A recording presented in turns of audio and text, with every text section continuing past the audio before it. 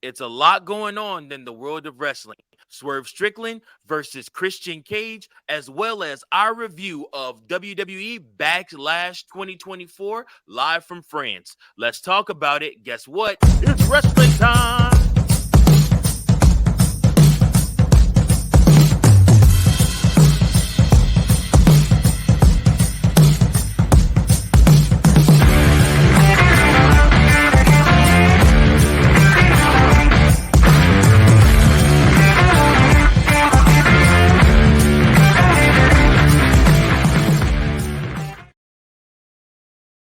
What's going on, good people? I am your host, Virgil. I also have here with me Frito's coach and Big Daddy C. We are all here together to talk wrestling this week with you, the latest and greatest of what's going on. Thank you so much for tuning into this show. And guess what? If this is your first time watching us, guess what? You're in for a lot of laughs, a lot of good time, and probably some bad takes by Fritos. But we need you to like, share, and subscribe to our channel. And where we talk wrestling all the time, and we always got good stuff going on. I'm sorry, Fritos. You're going to have good takes today. I promise. Mm-hmm. I worked hard. It's a bounce back episode. I watched the film. I was listening to the podcast at work. I'm ready. I learned from my mistakes, just like from football. You got to watch the film. Oh, geez. All right. Well, first and foremost, coming up, folks, we have got to talk about Backlash 2024. We had some great matches. We also had some great crowd reaction. First and foremost, what is you guys' overall view of the show, Backlash 2024? Did it feel different to you? Honestly, yeah. It's not so much maybe because of the short card with the 5 matches, which I kind of liked. But for me, it was that crowd.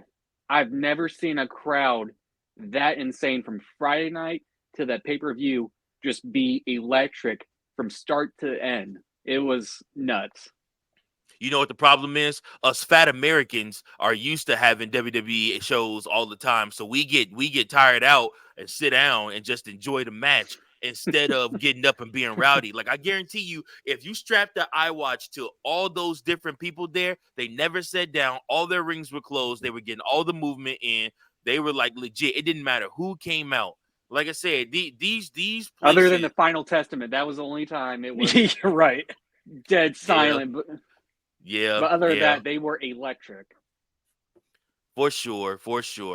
Yeah, no, I mean just general thoughts, guys, on the pay-per-view as a whole. But before we get into that, what was the match card? Review it, run it down one time for us. All right, so start opening the show. We had Randy Orton and KO against Solo Sikoa and Tama Tonga. We had let's see here, Bayley versus Naomi versus Tiffany Stratton for the WWE Women's Championship. Then we had, let's see here, Damian Priest versus Jey Uso for the World Heavyweight Championship. We had the Kabuki Warriors versus Bianca Belair and Jade Cargill for the Women's Tag Team titles.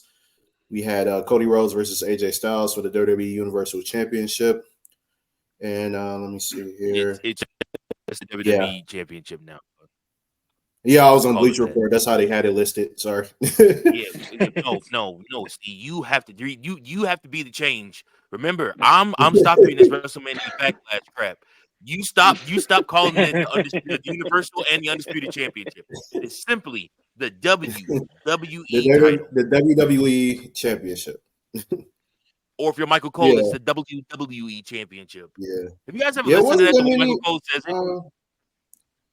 I've never noticed that before. No, I'm going to start listening. Listen to the way Michael Cole says W. He's like, the WWE Championship. It's really weird. I don't know why. Sorry. Keep going, Claude. Yeah, didn't seem like there was that many cards on the many matches on the card. No, there was just 5. Yeah. Mm-hmm. Yeah. So which is it's like a taste of the old days, because the old days it was around that amount. It was like maybe 5 or 6 matches on the card when there was a brand split. You had like each show was like dedicated to one brand, but in this case you had both brands. But like it wasn't oversaturated with like a whole bunch of matches, you know.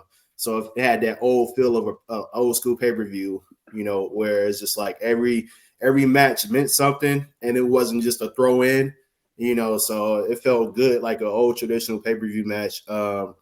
You know, I gave it a solid A, in my honest opinion. The crowd definitely played a major part in that because, like, man, that's probably the best crowd I've been seeing in a long time. Like, honestly, it was better. It was honestly better than the Philly crowd. Be real with you. Oh yeah. Yeah. So, but I think that's just a common theme amongst like any overseas fans, excluding Saudi Arabia. But like, anytime they go We to the don't UK, mention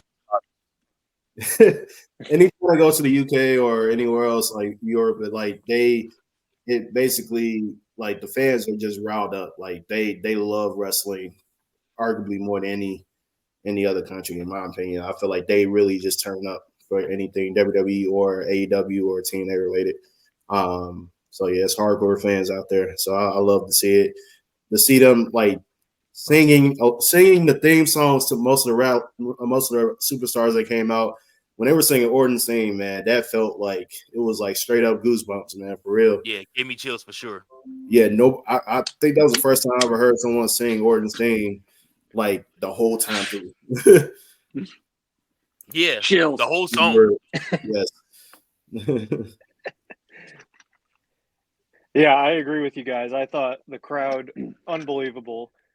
Just even not only just singing the songs. I mean, they literally had the camera shaking when they were doing introductions.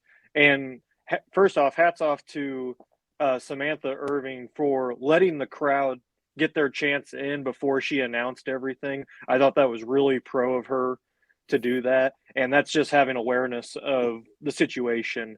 The one complaint I would have about Backlash was during the women's tag team match, the confusion of who was actually legal between Kairi Sane and Asuka. Yeah, that kind of that threw me off for that match. I thought everything was going pretty solid until then, and even with all that happening, and I thought everyone did a good job with their moves that they did, and obviously the result was the right call, getting Jade and Bianca the belts. That just kind of put a sour taste in my mouth for just that match. But if you think about the other matches, if it wasn't the result you wanted, it's the bigger picture storytelling that I noticed.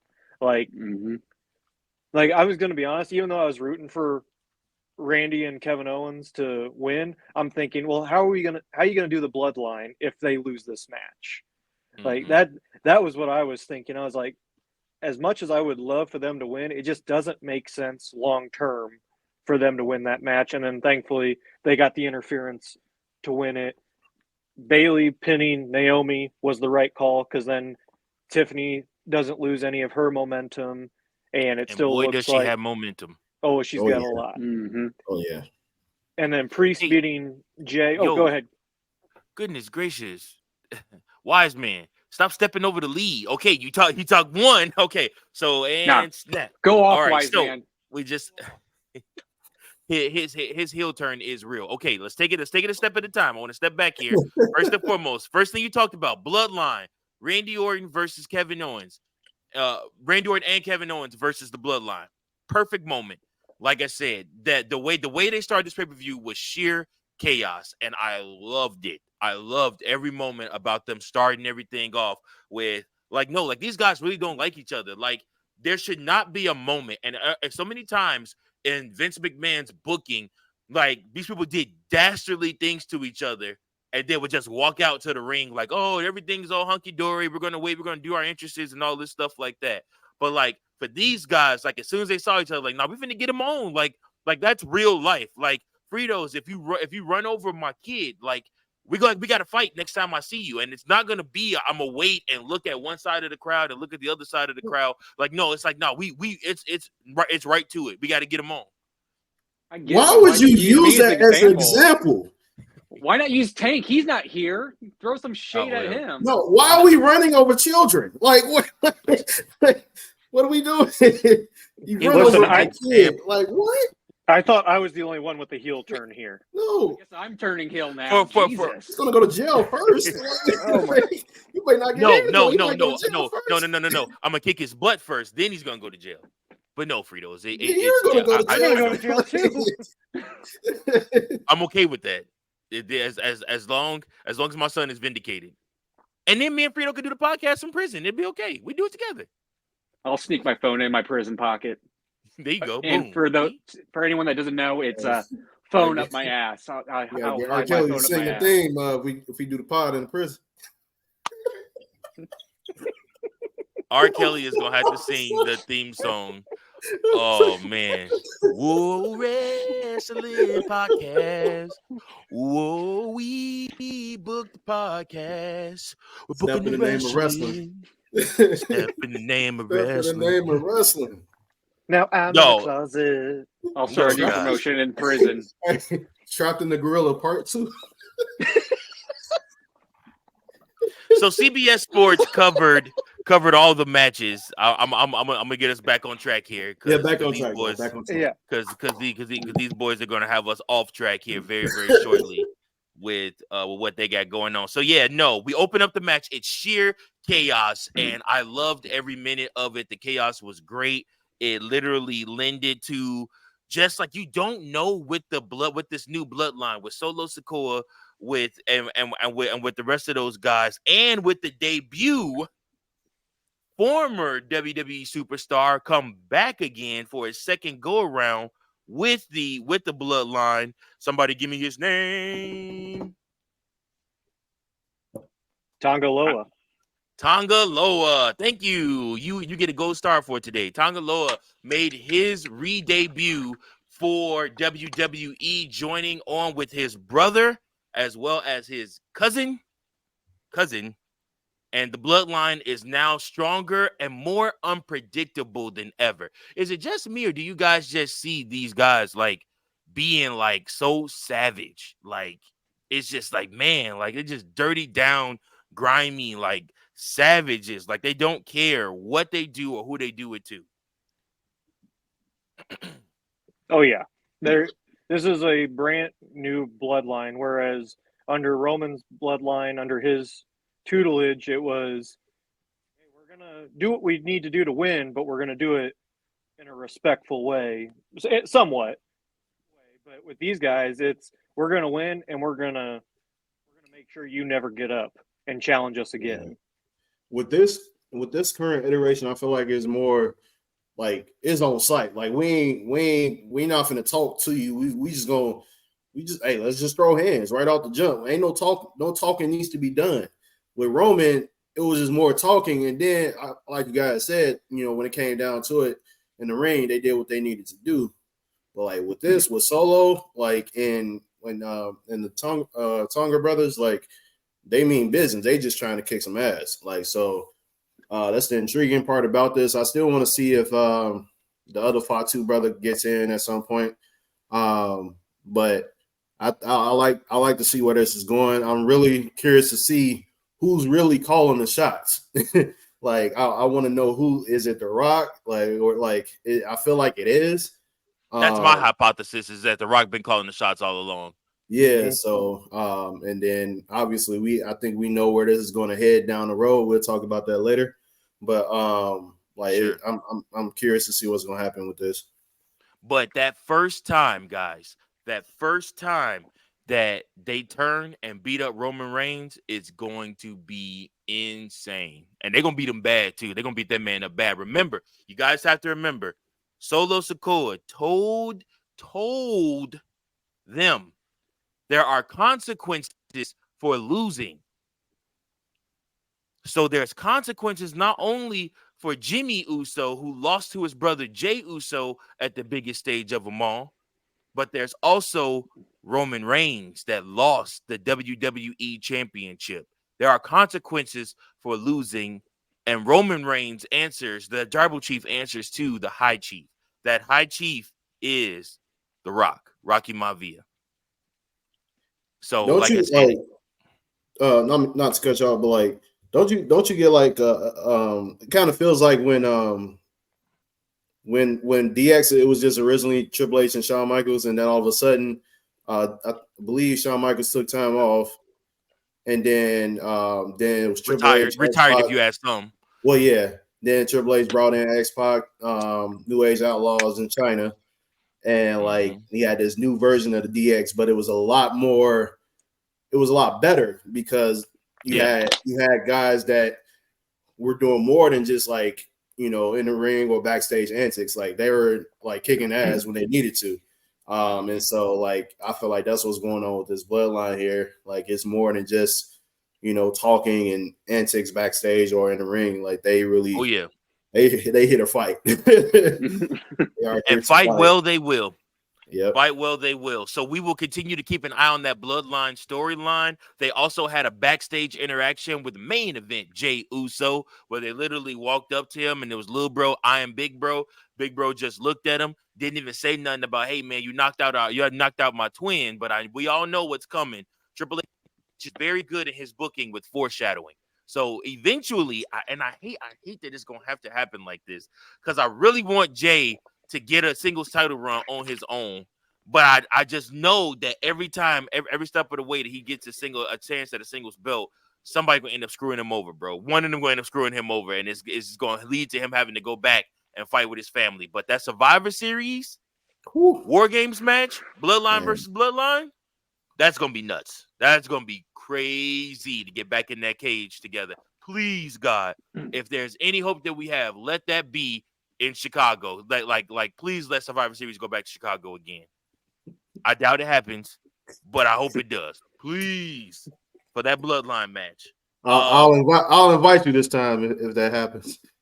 Thank you, C. I appreciate that. It would be very nice to be invited. Thank you. Anyhow, we move on. WWE Tag Team Championships, Women's Tag Team Championships were on the line. The straps are on the line. The Kabuki Warriors versus Bianca Belair and Jade Cargill. Guys, what would you, Jade? What would you? This match, obviously, they're still shielding Jade as a performer. She is not ready to go out on her own and do her singles match yet, but she's working towards that. And putting her in this tag team with Bianca Belair, I think there is no better idea to do this. I mean, it's easy booking, simple booking, but it is specific and great booking because it's going to help her get stronger as a performer, especially once they start hitting the road together and they're putting those women tag titles on the line on the road. So it's really going to help them. What you guys think about this match and how everything went? I'd give it like a B. I mean, I thought they performed well, but other than like Coach was mentioning that weird tag incident where they were confused. And there was a point where Asuka was on the floor and she was watching and she was like trying to judge when to pull Jade off the apron. That you could like see where she's like when trying to hesitantly to get her. I thought that was a little bit awkward. Mm-hmm. But I mean, I peeped that awkward moment too. Yeah. I mean, it was the right call to give them the titles. And I think this is also great for future booking for the future, especially with Bianca. I know they've always talked about her turning heel. So eventually I do see Bianca turning on Jade, and that's going to, heighten up Jade even more. It's going to, push Bianca more. So it's going to be great for the women's division once they split those titles, take the titles off of them, and continue their singles career. 1,000% agree. Well, we already heard from the wise man, so. I was just about to say, I don't think I can say anything else. I would say for me, I gave it a solid B plus. Just outside of the whole tag issue, I think for the most part it was a pretty solid match. They let the Kabuki Warriors hang in there a lot better than they did at Mania, and so I think for the most part, a couple false finishes too. Yeah, it didn't seem that much of it didn't seem like a squash this time around, and so even though I was joking last time about Mania, I thought it was going to be a squash, but it was good that they let them lose, in the valiant effort. I'm just glad they are no longer champions, so that's a good thing. And so yeah, I wouldn't change anything about it. Obviously, some miscues with the whole communication thing, but I think they'll rectify that.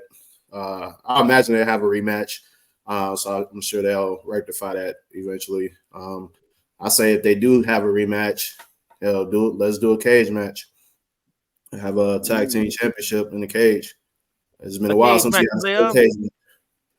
Yeah, they don't do state. I don't know what it is, man. Still cage matches seem like they didn't fell off a little bit, man. It's like they non-existent nowadays. Yeah, that's true. Like I they feel like used to be the ultimate go-to for like heated rivalries, man. Now all of a sudden it's like the steel cage is like nothing.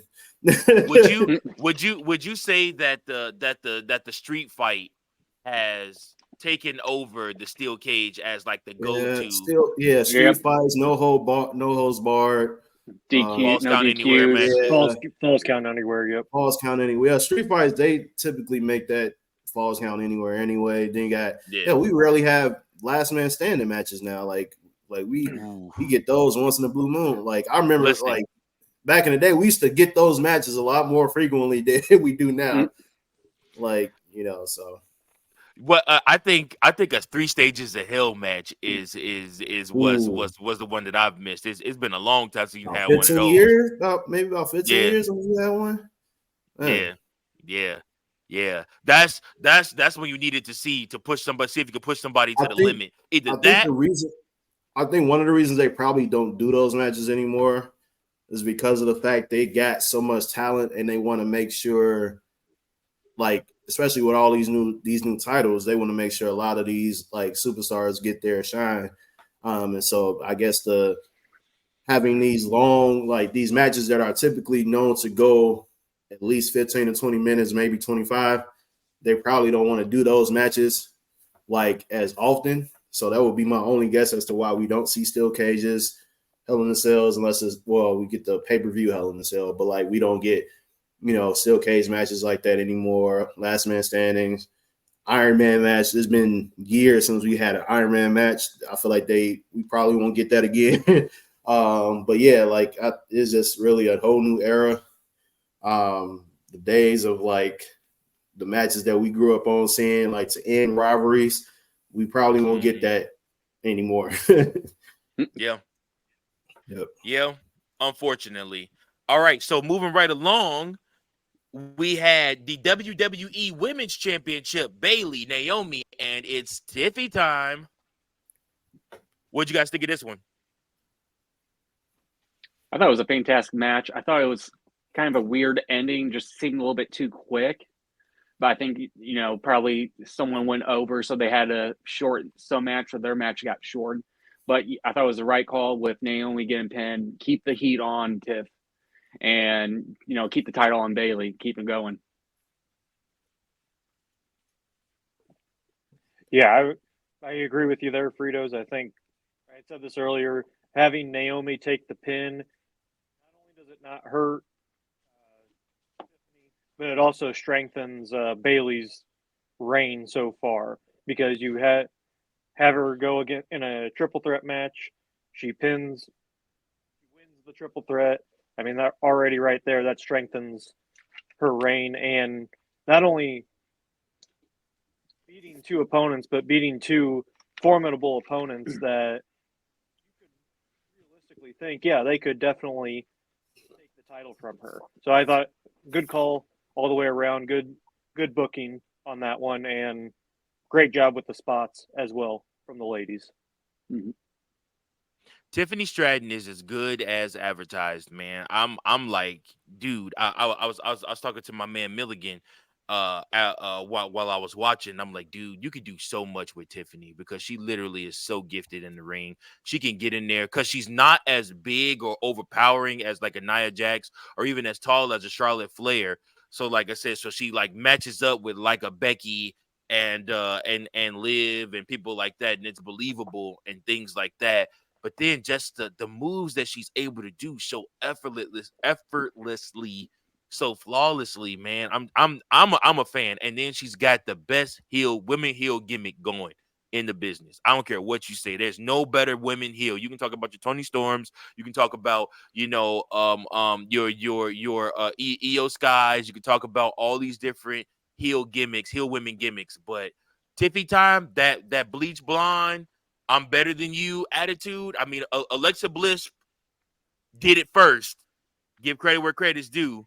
And before Alexa Bliss, it was Trish Stratus. Give credit where credit's due.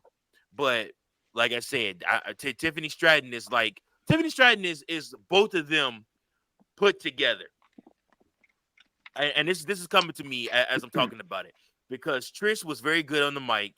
She was a decent enough wrestler for her time or whatnot. She carried a lot of women's matches, but her matches weren't like, ooh, ah. Whereas Alexa Bliss, I felt like she struggled on the mic early, found her way eventually, but she also had just that in-ring talent from being a former cheerleader and all the different things that she could do in the ring and stuff like that. So, like, when you put the two together, it's like Alexa Bliss and Tiffany Stratton had a baby. I mean, Alexa Bliss and Trish Stratus had a baby, and boom, popped out Tiffany Stratton. Like, the best of both of them together, and it's just amazing to see all that she can do. But I'm a fan, man. Matter of fact, after this podcast, I'm buying a Tiffy Time T-shirt. I don't even care. I don't care. I'm doing it. I'm doing it. Hell yeah. What do you think, C? I hate to be the one to do this, man. Nothing against the 3 stars, but just the match itself, at least for the first half of it, piss break. Let's go. We'll see. Man, like, honestly, I would have preferred for it to just be Bayley versus Tiffany Stratton. Be real with you, I feel like Naomi. Nah, I like just let Tiffany get her spot by herself. We don't need no triple threats. Triple threats, depending on who's in the match itself, they typically bore me when it comes to women triple threat.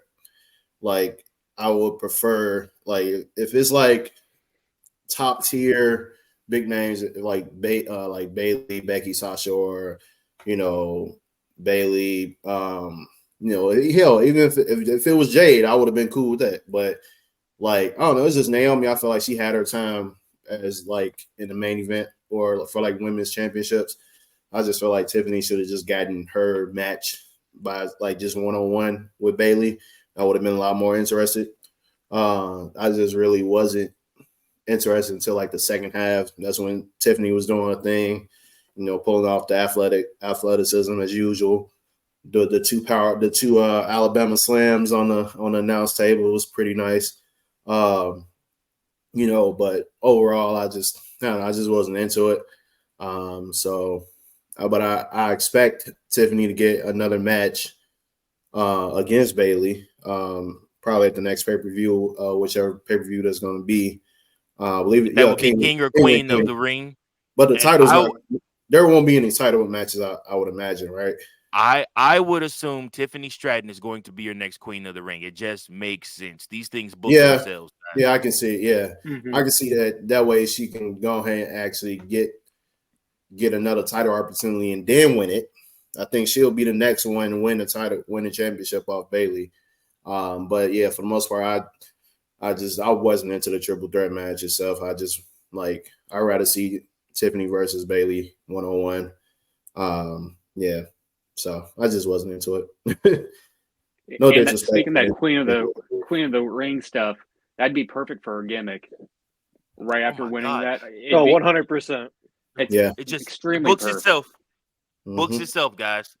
Yep. It's not rocket science. You put somebody that has a better than you attitude out there and give them a crown and a throne already. Because the last Queen of the Ring was not great. She was not believable. No. She was not believable one bit. Did she even win a championship or no? No, she didn't even do anything afterwards. It was Selena Vega, right? Literally, the King and Queen of the Ring were throwaway pay-per-views at that time. That's also something I wanted to hit on with this Backlash pay-per-view.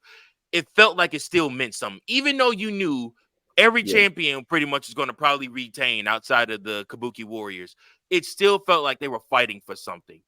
You know, it still felt like it meant something. This wasn't a throwaway pay-per-view, you know. And like I said, AJ Styles and Cody Rhodes went out there and put on a banger. I'm sorry, I'm stepping on the lead. I'm not supposed to do that, but like I'm just all these matches, top to bottom on this card. It just felt like each match meant something. And guys, just so everybody knows, I'm not a liar. This is the Tiffany Stratton shirt that I'm purchasing right now. Like I say, because it's definitely Tiffy time, bro. I'm on board. The crowd made sure it didn't feel like it's a throwaway pay-per-view. Right. Even if you hadn't watched wrestling in like 3 or 4 years, if you turned that on just like out of the blue, you would think like wrestling been popping literally for the last 3 or 4 years. Correct. Like it just did not feel like a trash pay-per-view at all. Like the crowd was too into it. Yep.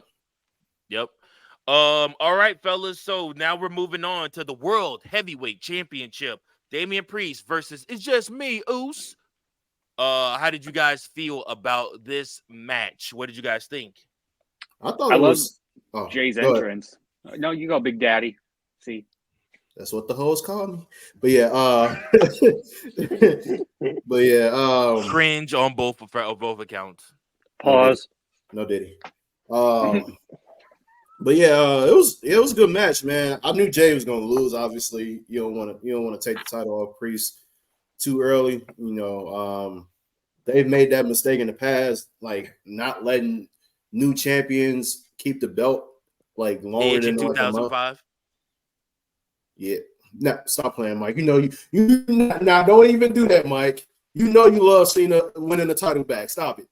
Well, but still, I mean, you like I said, you hindered Edge's believability to be a top heel. Well, yeah, because his momentum, especially being the fight first Money in the Bank winner. Yeah, I get what you're saying. That. And Jeff Hardy, every time he won a title, he literally lost it at the next pay-per-view. Time for no more words, man. Time for no more words. It was time for no more title reigns. How they did Jeff Hardy. That man had so much pop. He was too over. Every time he won it, they made him lose the next pay-per-view. I hated it. But no, that WWE Championship run. Oh man, it's time for a Hardy party. Right. But yeah, I thought it was a good match, man. I think the more intriguing part is the breaking down of the Judgment Day, which is we'll talk about that later as well. But like just seeing Priest be like, you know, like I told y'all I want y'all help. Let me do this by myself. And so just seeing that, and then obviously the entrances was cool too. Like Jade coming out in the crowd, everybody's just doing this right off the jump, and I'm like, okay. But yeah, I think what you said, Mike. I feel like it's never gonna be Jay's time when the singles belt, man. Because I feel like even if he won it, he wouldn't be a believable champion, in my honest opinion. Like I feel like. Okay, you win it, but like, how long? Like, are you like over enough to keep the title for like maybe 4 or 5 months? Like, I would say IC Championship, yes. World Heavyweight Championship is too many heavy hitters that are going to come back around SummerSlam for you to put the World Championship around him. Once Drew heals up. And especially once CM Punk comes back, man, like that World Championship pocket gets a little murky. Yeah, and Sami Zayn's a tweener, man. He you can believe Sami Zayn to be a World Heavyweight Champion, right? I really think that's where they're pushing him. I think next year Sami Zayn's gonna win the world title. I don't know when, I don't know how, I don't know where, but I do think that's gonna end up happening. I think they're gonna go for him. Yeah. So yeah, overall, I think it was just I feel like at this point, just having good matches for Priest, until we find a believable, person to go against him that could possibly beat him for the championship. I feel like it might end up being Finn that's going. It might end up being him versus Finn Balor at some point, and so I think that'll be the next big championship match for him. That'll be his first major title defense, I believe, in the coming months, him versus Finn Balor, because I don't think the Judgment Day is going to last another month or two, based on how things have been going. I feel like it's pretty much nearing the end of the Judgment Day. Down. Yep. What'd you see out of this one, Coachman? Yeah, exactly what C said. The more intriguing part of this was how Priest reacted to Finn and JD interfering to try and help him win.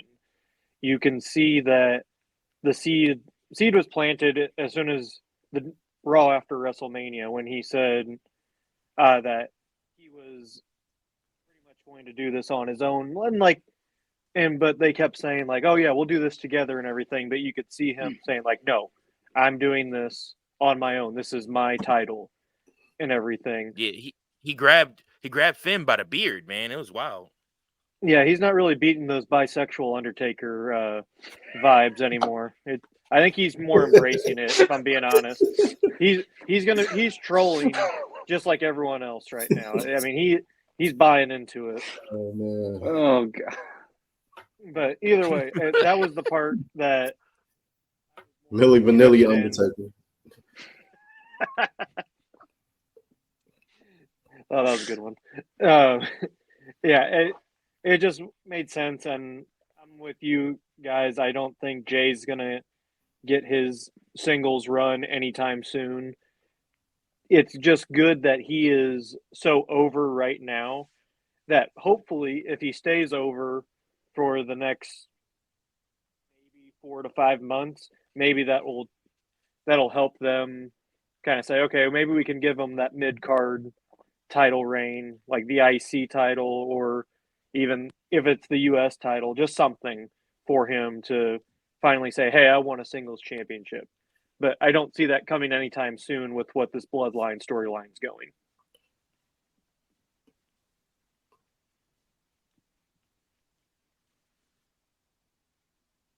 Is it my turn?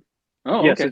It's your. Oh well, there's a pause, and I was looking at Virgil there. My bad, but you guys really said it. That crowd was hopping when Jay came through, and the bisexual Undertaker, letting out on JD and Finn, which kind of shows you that Rhea really was the leader of Judgment Day and how she was the glue, especially now with Dominic running off potentially with Liv, which I cannot wait to see the custody battle 2.0 with Liv and Rhea when she gets back.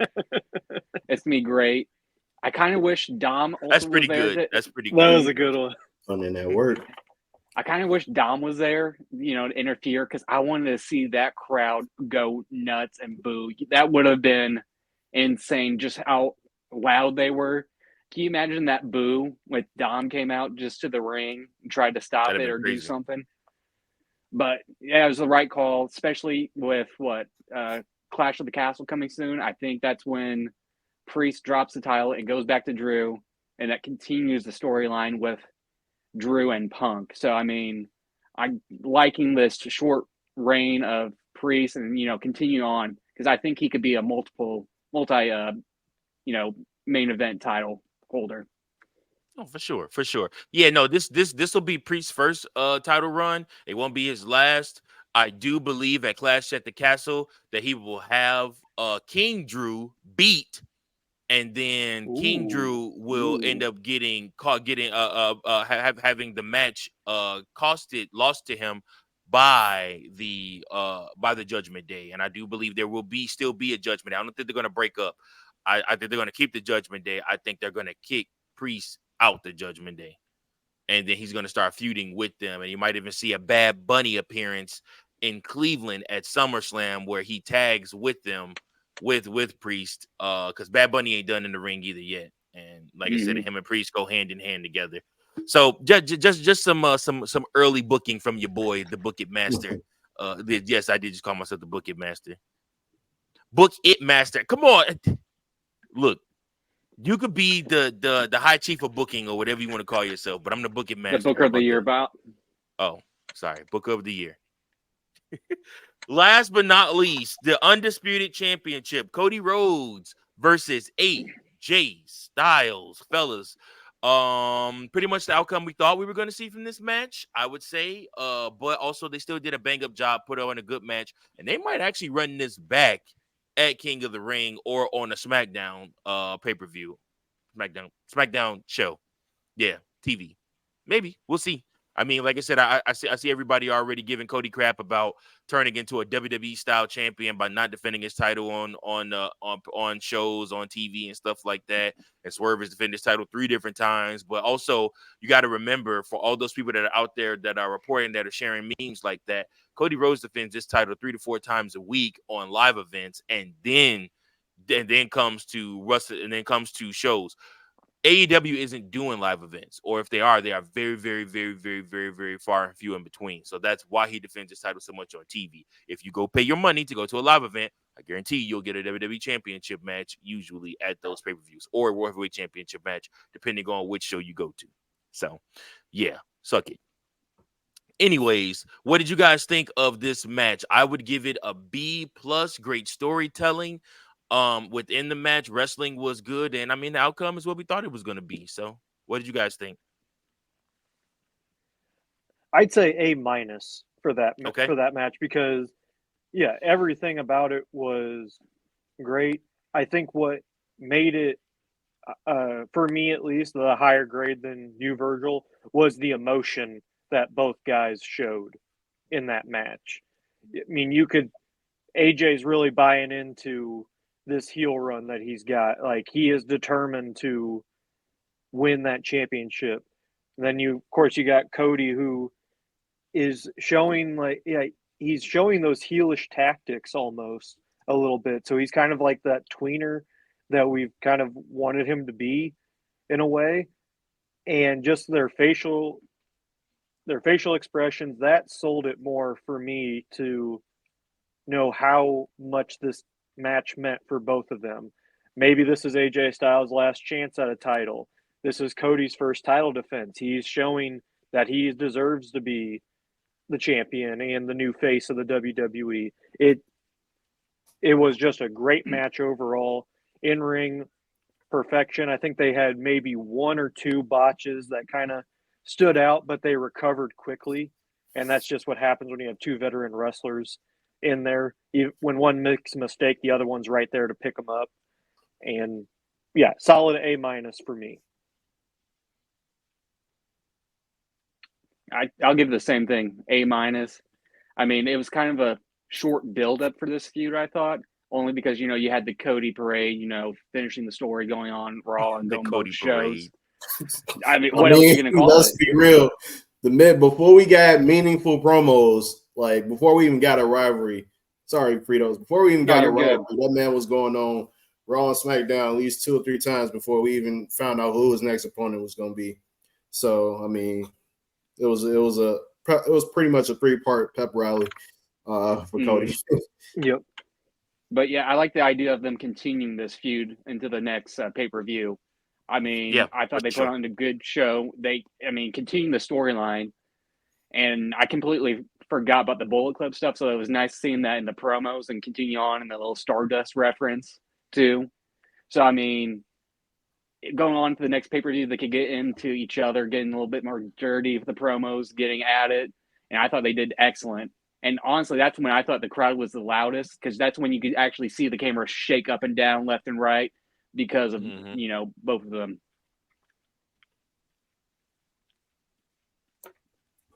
For me, yeah, I would say A- as well. Got a lot of history there. AJ going against, he actually wrestled Dusty back in his early TNA days for the TNA the NWA World Get Championship. It right. It's the NWA's World Heavyweight Championship. NWA World Heavyweight Championship at that time. And so to be able to go, and that was like what, almost 20 years ago that happened. And fast forward now, he's wrestling his son for another World Championship, the WWE World Heavyweight Championship. Is that good enough for you? That's not the name. No, that's not the name of the title. It's the WWE. You know they're gonna put heavyweight on. They're gonna put Undisputed heavyweight on the belt, though, Mike. Okay. That one doesn't have heavyweight on it. Undisputed Heavyweight Championship. Is that good? It doesn't have heavyweight on it. They took heavyweight off? Yes, it's just the WWE Undisputed Champion. I could have sworn, because the one I have actually has heavyweight on it, but we'll talk about that. Yes, because that's the WWE World Heavyweight Championship. But yeah, I think it was a good match overall. No down spots in the match, in my opinion. Obviously, would have wanted something like that to go on a little bit longer.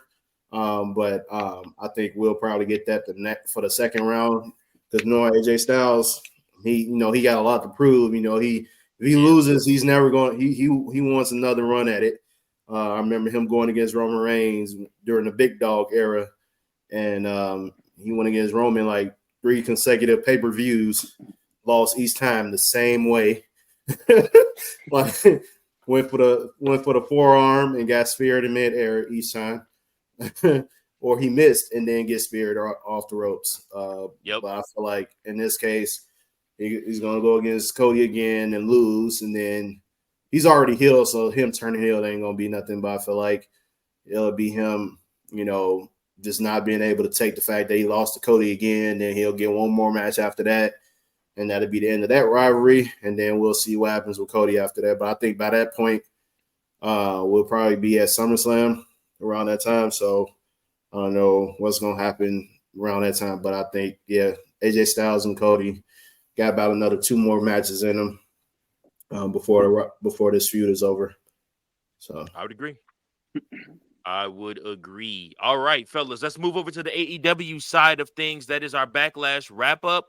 Now looking over at AEW, Christian Cage and Swerve Strickland for the AEW World title. Man, I am super stoked for this, guys, only because I think that, and we talked about this, about who will be Swerve's first opponent, and it's so crazy because I don't think any of us said Christian Cage's name when we thought of people that he should fight first, but Christian Cage makes perfect sense. This is actually something that AEW got right, and I couldn't be happy about it. What are your feelings, fellas? Well, since I've just literally watched it before we got on the podcast, I love it. Christian came out, beat the crap out of Swerve, mentioned all his history. So, I mean, it all makes sense booking-wise. And then, going into his gimmick talking about his daughter and saying, oh, don't worry, I'll be her dad. Just perfect with the whole gimmick. I love the whole gimmick. I wish Christian was my dad, by the way. I need a father figure, but sorry. That's not the first time you said that either. I know. Hopefully this reaches out to him and he finally takes me under his wing. That's all I'm hoping for. Just play catch with me. Give me the birds and bees speech. Something, Christian. I need something. Probably gonna charge you a fee just to do that. Just get him on camera. Or charge you $500. Just like MJF. You're right. Charge you $500. My lord.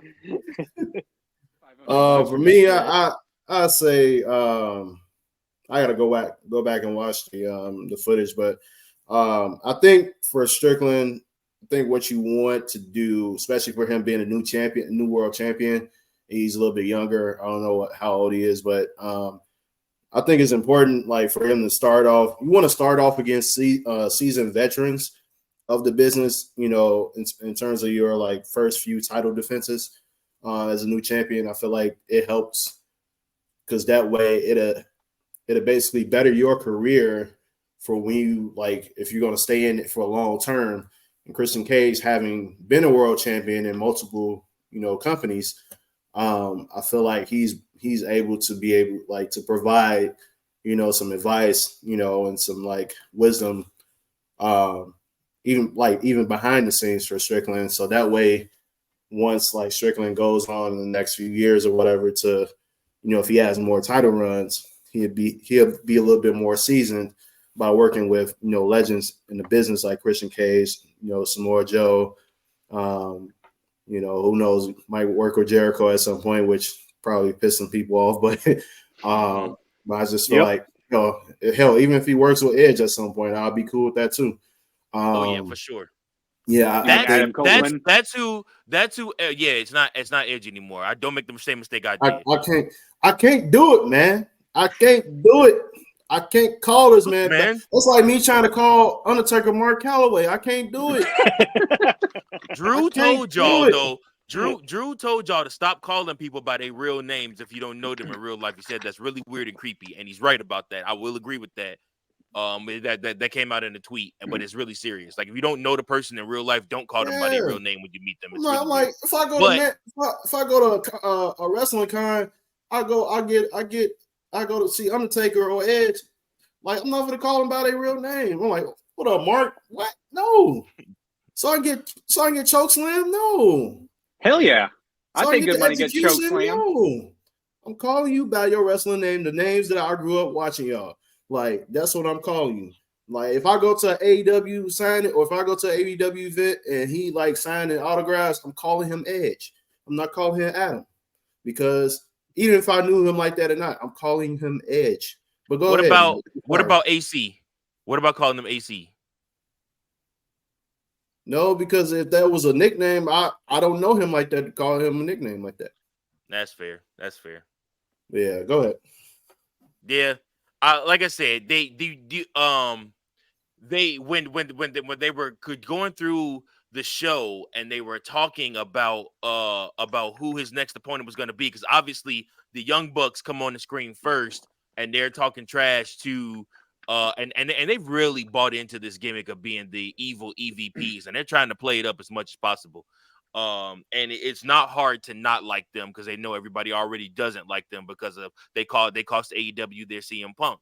So they are, like I said, unlikable figures already, and they are definitely diving into it. But anyways, they are talking trash and doing all this different stuff to Swerve Strickland, and then literally you think by all the accounts of what they said, who's going to come out but Adam Copeland, and then it ends up actually being Christian Cage. And I mean, like I said, it's just that dastardly that when he comes out and whatnot, and he's talking about your parents and all the stuff he did to Edge and all the different things that he's done to people, and like how he's basically transformed Luchasaurus to Kill Switch and made him this diabolical being and all these things like that. So like, yeah, like Christian Cage has a lot of heel tendencies and a lot of heel things that he's done. And like I said, it's all bad. But even at the end of the promo, after they beat him down, they literally ripped out a lock of his dreads. And like I said, it just looked painful, and he was really buying into it, even though I know that was weave. It was painful, and like he really bought into it. But like I said, it just all worked. It's finally Tony Khan has given me something I can sink my teeth into and buy into, and that I will tune in. I'm willing to tune in, not just for the purposes of this show, but actually tuning in to watch, because I want to see what's going to happen between Swerve and Christian Cage. And just so we clear, I will forever and always be one of Christian Cage peeps. You close your eyes and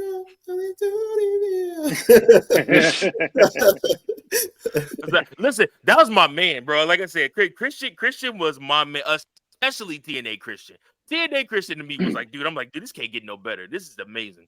Like, oh yeah, I kind of like this. I like this TNA thing. Well, his current thing now, like better than his WWE thing. Any of his WWE things. Yeah. Wise man, do you have anything to add towards the Christian Cage Swerve Strickland AEW World Title feud that's coming our way?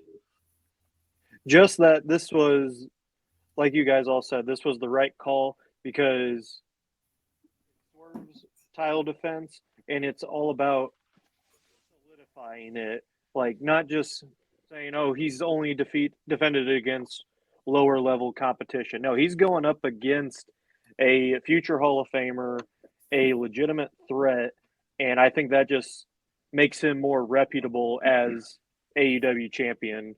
So I think excellent call. I'm very excited for the match. Like, the violence at the end of their encounter kind of drew me in even more, just because you don't see that nowadays in wrestling. I think we're getting back to that though from AEW and WWE, like kind of that Attitude Era vibe.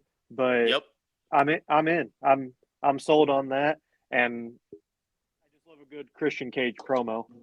Oh yeah, for all his peeps. Savage, and it makes me laugh every time. Yeah, makes me love him even more. Oh my god, I want him to be my dad. Sorry, I can't help it. Stop it. Stop I groveling didn't to have a Christian to father. be I your need a dad. father. He needs to be my father. Anyways, we will all be checking out and looking out for Christian Cage and Swerve Strickland. That is a feud to watch for sure. So, next up, guys, we had a brand new title debut, and I've been looking forward to this. So, I definitely wanted to make sure that I brought this up. I'm going to show it to you now on the screen. What do you guys think of this championship? This is the brand new Speed WWE champion, currently held by the man, the myth, the legend himself, Rick O'Shea. Trash.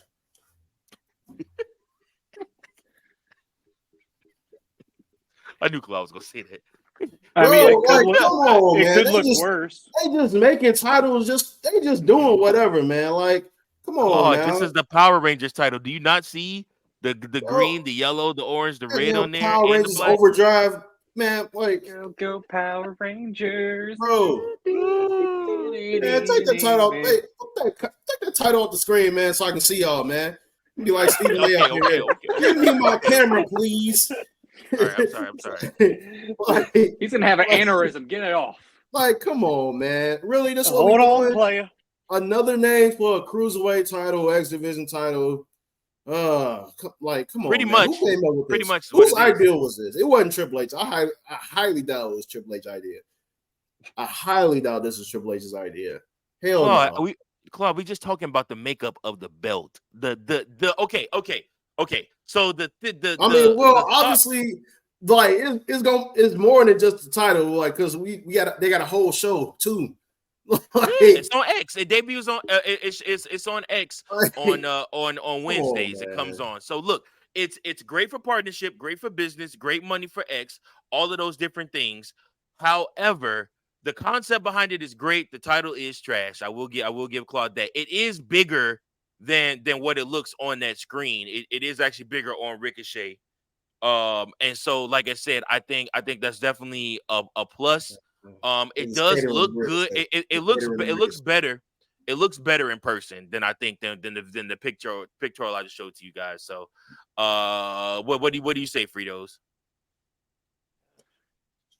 I mean, I don't hate it. I don't love it. I'm in between until I see it like on TV and just see how they, treat the title.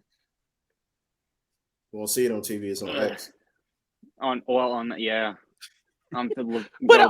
sure Twitter. Don't you think Ricochet will probably wear it to Ricochet. his matches, That's what I was going to Yeah. say. Yeah, he'll wear it to the matches. Claude, dang, you were so grumpy about this championship. They just catering to Ricochet because they know they can't make him a believable champion on any level. He already been the IC and the United States champion and the North American champion. How long has he held those titles? Not very long. So clearly they don't have any long-term future plans for this man holding any mid-card to world title unless he's like a tag team champion. And that didn't last long with Braun. Okay. Keep going. So yeah, they like let's just give you a random ass title that's not the 24/7 title. And let's just call it Speed, okay? And let's make a match for it. Oh yeah, wrestle in 3 minutes and then whatever. It's like basically a time. It's beat the clock challenge, but like on a whole new level. That's all it is. That's actually a pretty good. That's actually a pretty good description of what it is. It's like what you get 3 minutes to win a match. Yeah. See, look, okay, but they're trying something different. You never know if you don't try. Have you watched any Speed matches, sir? I don't care to. See, you can't complain about what you haven't watched. It ain't nothing different than what I've seen on Monday Night Raw. So like that. All it is the same. It's just fast-paced ass matches that we've seen before. The people that can't get used on the main shows get used on Speed. That title really gonna have some lineage when Apollo Crews run through that joint, huh? You know what this is? You know what this is? You know what this is, Mike? You know what this is? It's gonna be a glorified Velocity. That's exactly what this is gonna be. It's gonna be a glorified Velocity. You remember Velocity and Sunday Night Heat? Velocity used to come on Saturdays, Sunday Night Heat, Sundays. This all it is. All this is a Velocity on a new level. It's just gonna be on social media, not on TV. That's all this is. And all it is Velocity with an actual belt. Did everybody give their opinion on the Speed Championship? I'm sorry, y'all. I'm sorry, Coach. You ain't give y'all. I'm sorry, man. That's all right. This is pisses a me off. very This is important dumb. subject for you. I understand. Dumb. But I want you to get your feelings out. Please stop him. Put him out of his I misery. came here with a purpose. We ain't even talked about the big thing yet, the main event, what we here to talk about. We gonna get to that, but I'm here to talk and give my piece, man. I got some stuff to say.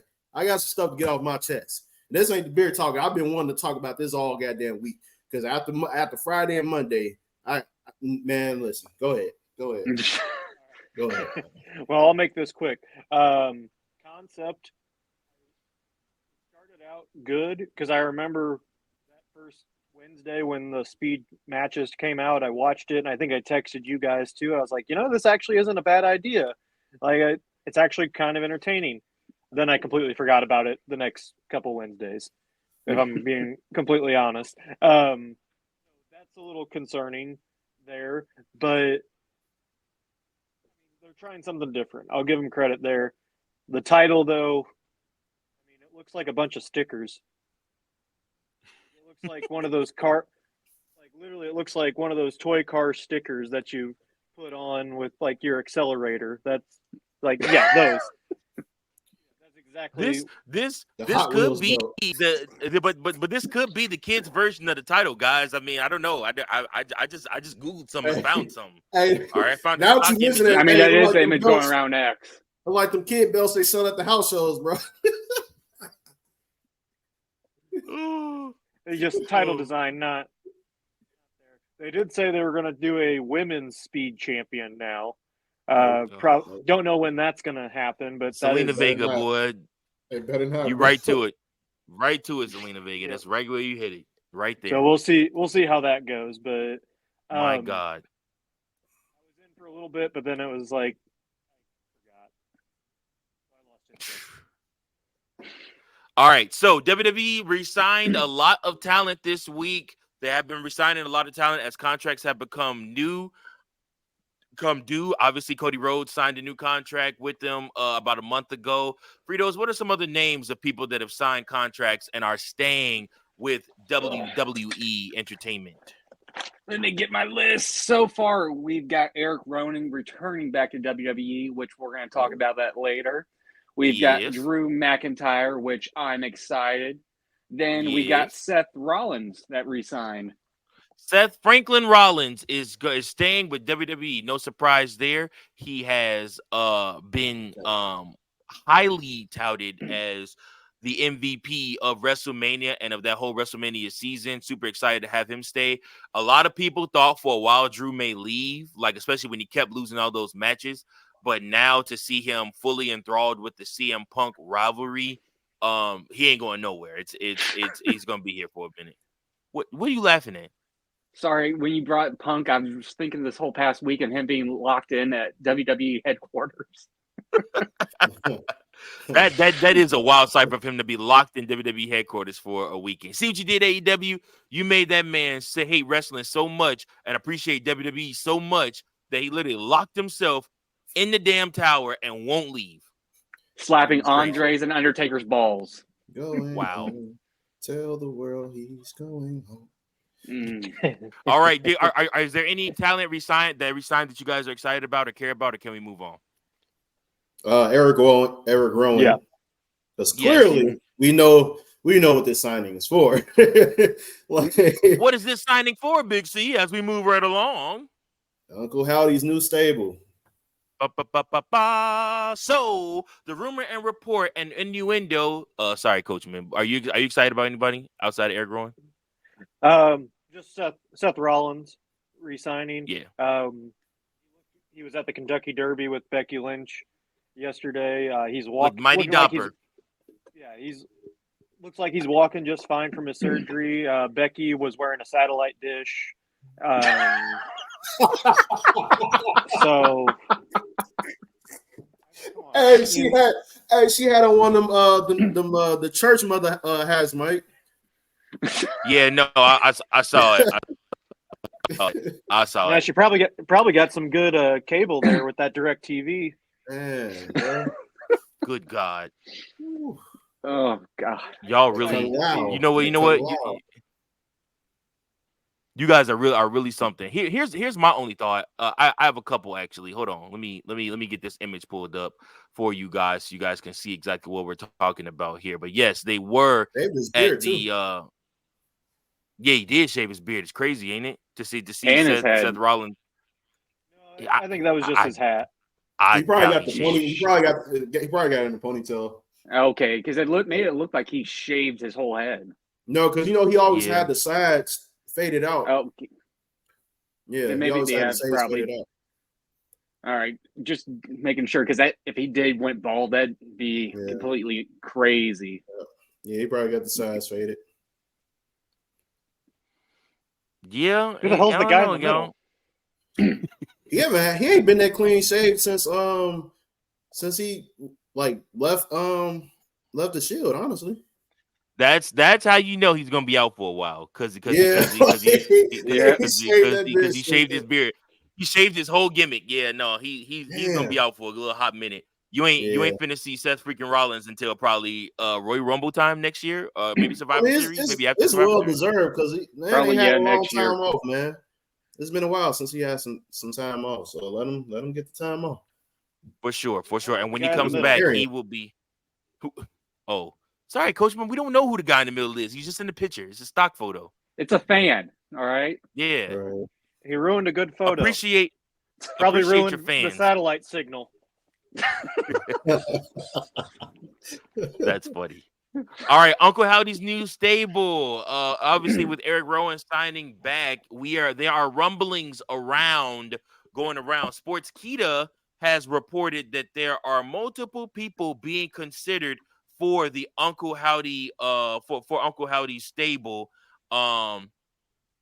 Eric Rowan, as well as Nikki Cross, Joe Gacy, Dexter Loomis. These have all been reported by PW Insider recently as thus were the clues on your television when it like does like the little cheat cheat or something like that. Those clues and the little call and the little numbers and stuff like that. All that you are getting those messages. Those are not from Becky Lynch's dress at the Kentucky Derby. They are from Uncle Howdy and his new rowdy stable, apparently. Surprisingly, are first and foremost, are you guys excited about this new stable coming to WWE? And what are your thoughts on it? Yeah, I'm excited for it. Oh, go ahead, Daddy. You guys talking? Oh, stop. Okay, stop calling him Daddy, please. You can't. Sorry, I've got Daddy. He needs a dad. He needs a dad, guys. Oh my gosh, dude, you guys stop doing Until that. Christian adopts me, it's gonna be Big Daddy C. He just made it a lot worse than what it was. You're welcome. That's what they pay me for. Oh my god! But yeah, I'm excited for it, man, because like I believe this is what was going to be in the works before Bray passed. They were just trying to figure out the ways to do it once Bray got healthy, whenever that was. Part of me feel like after what we found out, I feel like Bray wasn't going. I don't know if Bray ever was going to come back, considering what the circumstances was. But yeah, it's good to see that he's going to continue. That Bo is going to continue on the legacy and actually have his own like stable.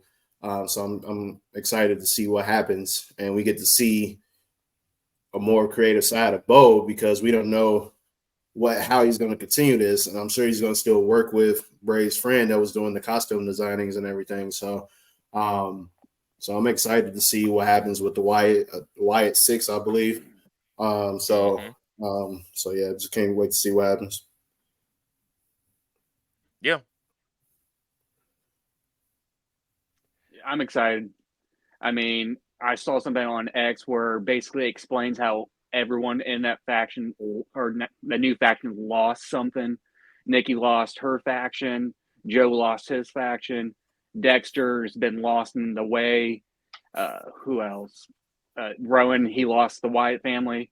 So, I mean, I think we're going to see them the next pay-per-view, King and Queen of the Ring with Saudi, because it's going to be insane. And I think they're going to be on SmackDown, especially since we lost the Final Testament. They're on Raw now. So it opens up for a dark gothic, supernatural side of wrestling for them.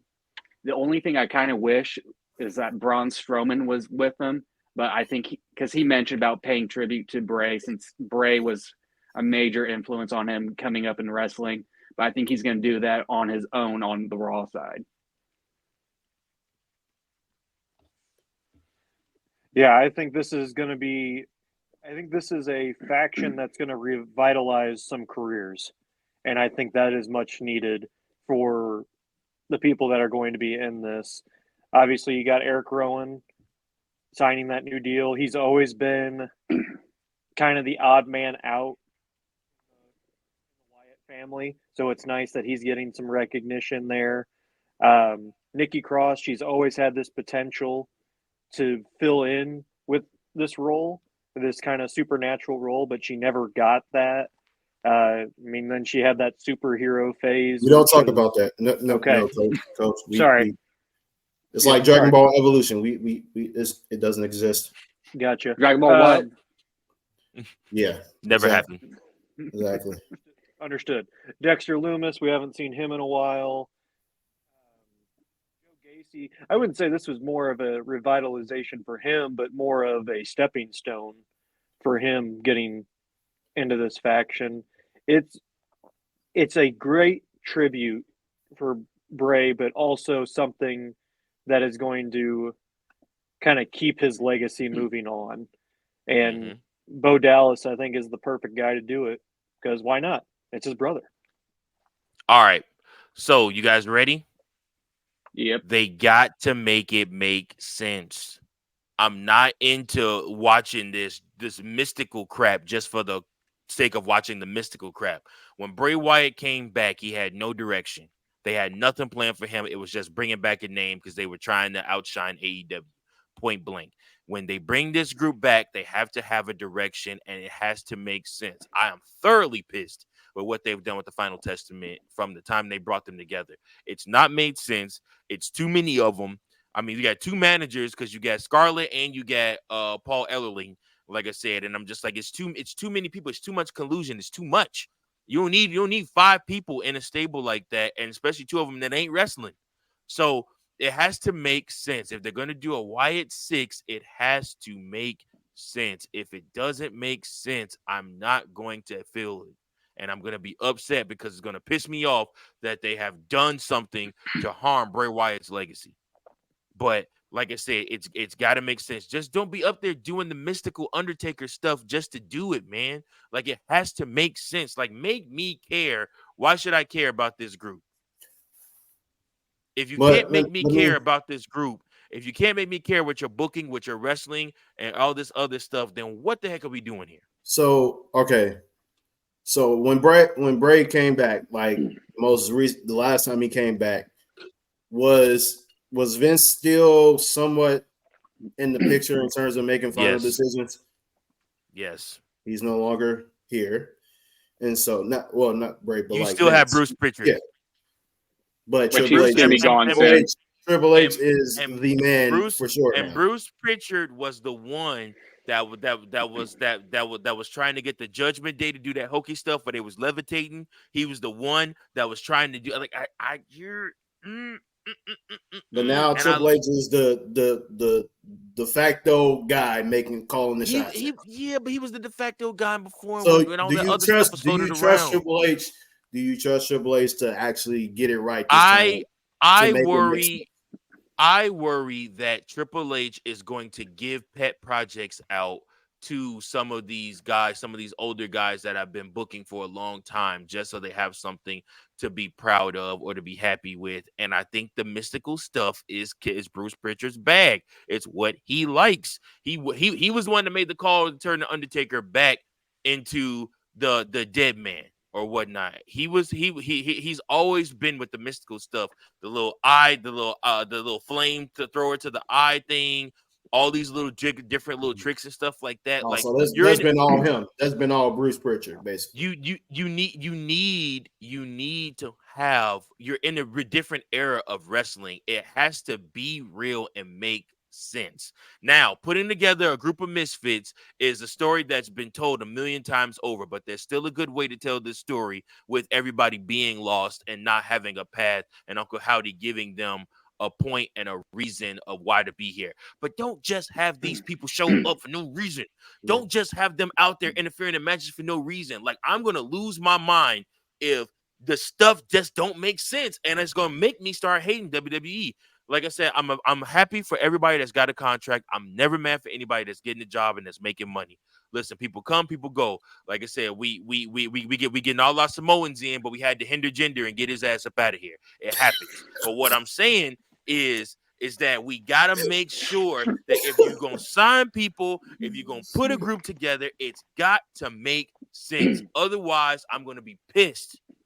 Long as they ain't got them weak ass masks on from the from the damn Firefly Funhouse. As long as they ain't got that bullshit on, I'm good, bro. I don't want to see no motherfucker with a pig mask on, no damn crackhead bunny, none of that. I don't need to see none of that, bro.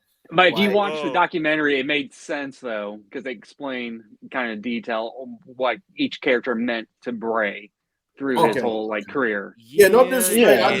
But when they I don't want to see them. I don't want to see them with a mask on every week and wrestling in those masks. Or that Mountain Dew match where they God.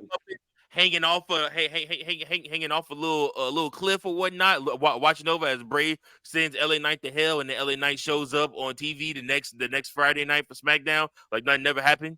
Like no, it has to make. If you do the mystical, it has to make sense. Please, WWE, I'm begging you. I'm going to talk in my very, very calm Booker voice. Do not let Bruce Pritchard make this whole thing hokey. If it gets hokey, people will not believe it. You cannot call yourself in a reality era of wrestling and book hokey wrestling. No mystical spirit shit. Do it normal, please. It's not hard. It's so hot right now. You don't need any of that stuff.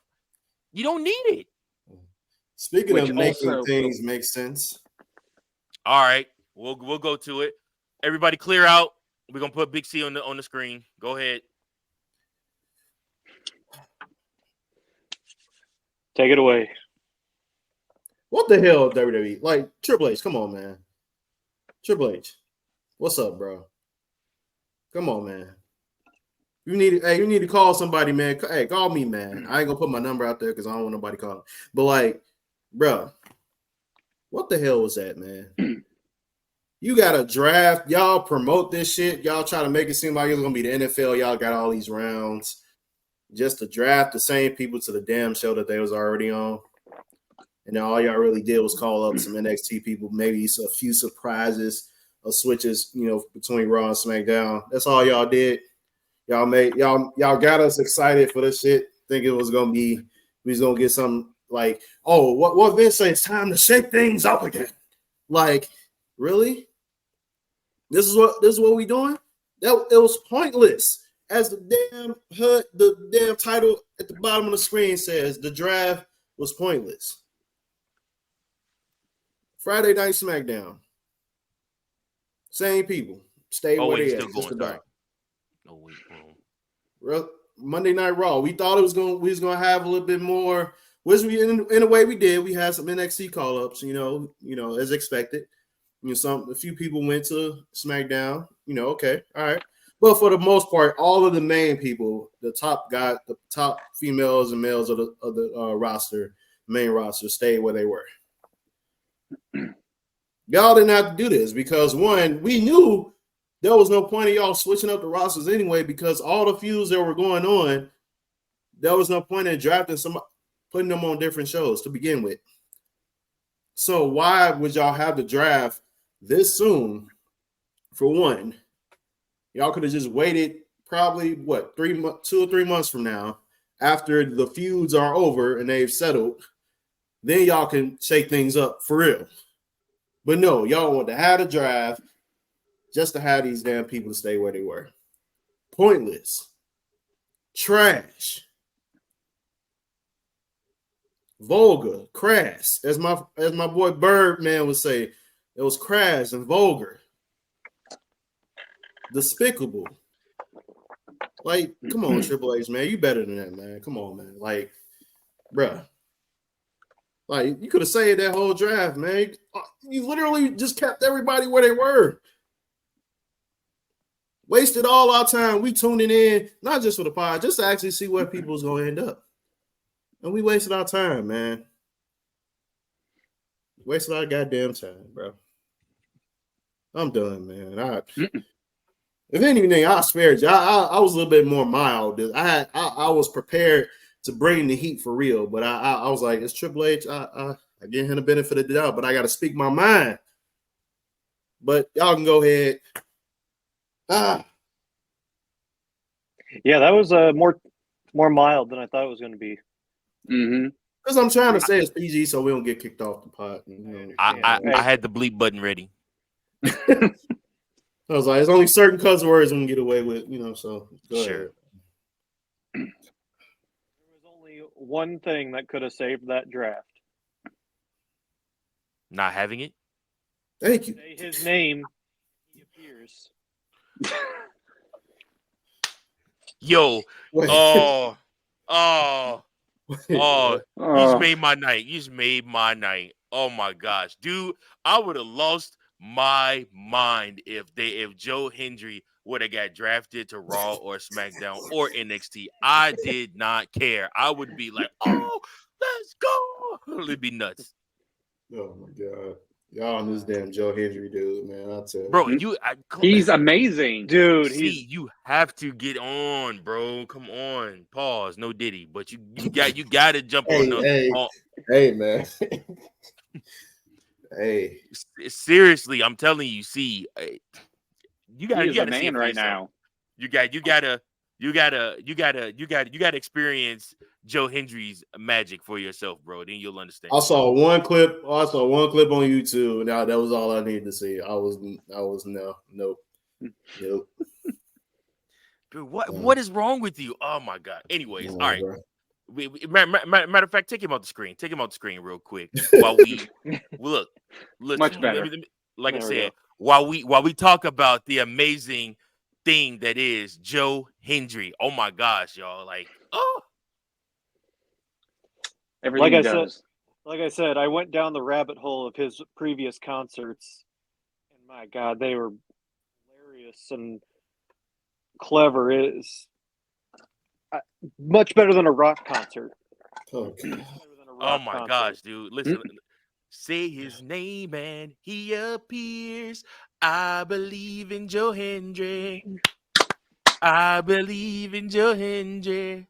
Because I'm living in Paris and London and Tokyo. I've been living in Scotland and Mexico. They're saying, I believe in Joe. And then it goes straight into oh my gosh. And they go straight into a whole guitar solo.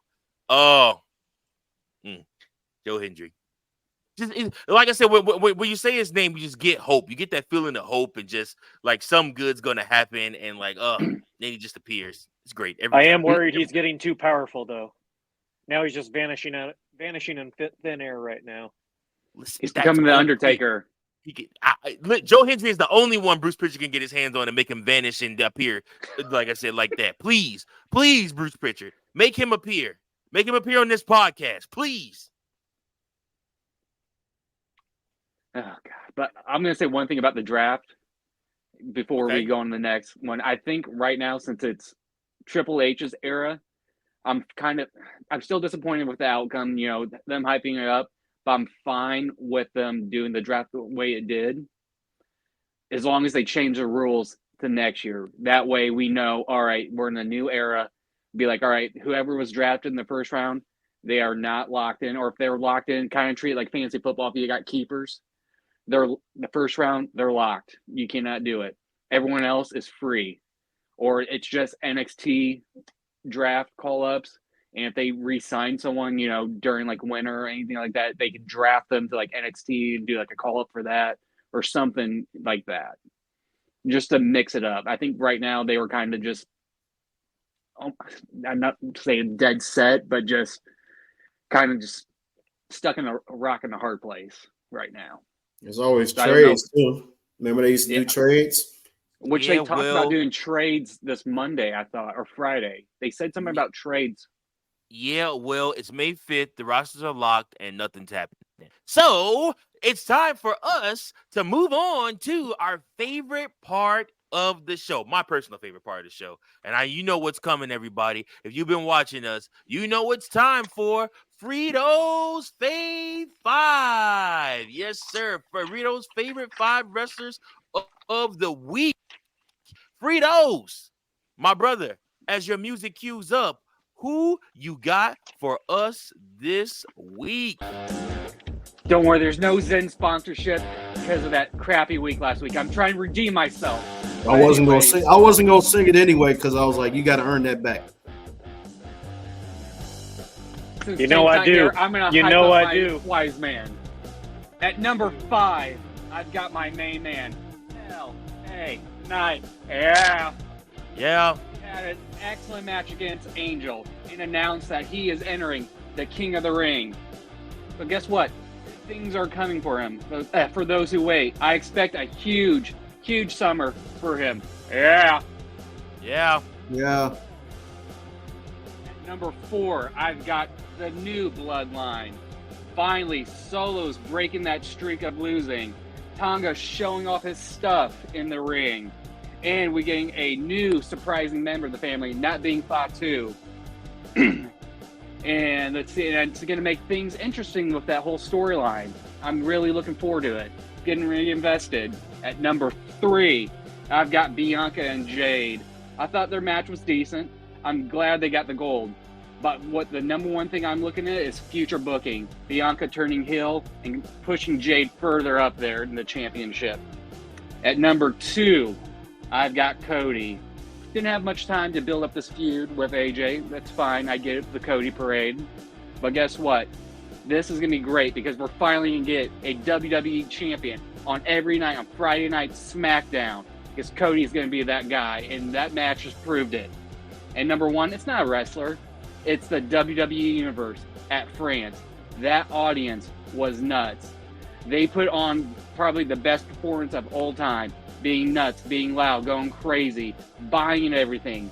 And they deserve the number 1 spot. And that has been a Frito's Fave 5. Yeah. Yeah. Fritos, I'm going to give you a B+, sir. Good job. Coachman, what do you got for him? You definitely redeemed yourself, my Booker of the Year. Much redemption there.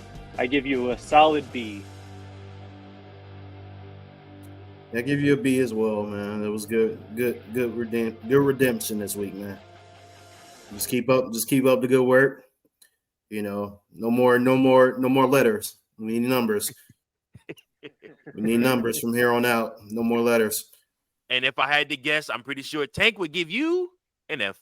But anyways, we need you guys to like, share, subscribe to our channel. We are trying to reach 1,000 subscribers, guys. We are here giving you great content every week. So make sure that you like, subscribe to our channel on YouTube. Also, make sure, and it is the We Book It channel on YouTube. Please look that up. We Book It Wrestling on YouTube. You can also find us now on Spotify. We are also on Spotify as well, guys. We Book It Podcast Boys on Spotify. Make sure you go look it up. We're talking wrestling all the time. Also, if it's your first time listening to an episode of ours, you can go back and listen to our past episodes where we've predicted the future in wrestling as well. So first and foremost, thank you all so much for those of you that tune in weekly, those of you that comment, those of you that like, those of you that are new to us. Thank you all. We appreciate you. From Fritos, Big Daddy C, Coach, and Tank, my name's Virgil, and we will be back with more We Book It real soon.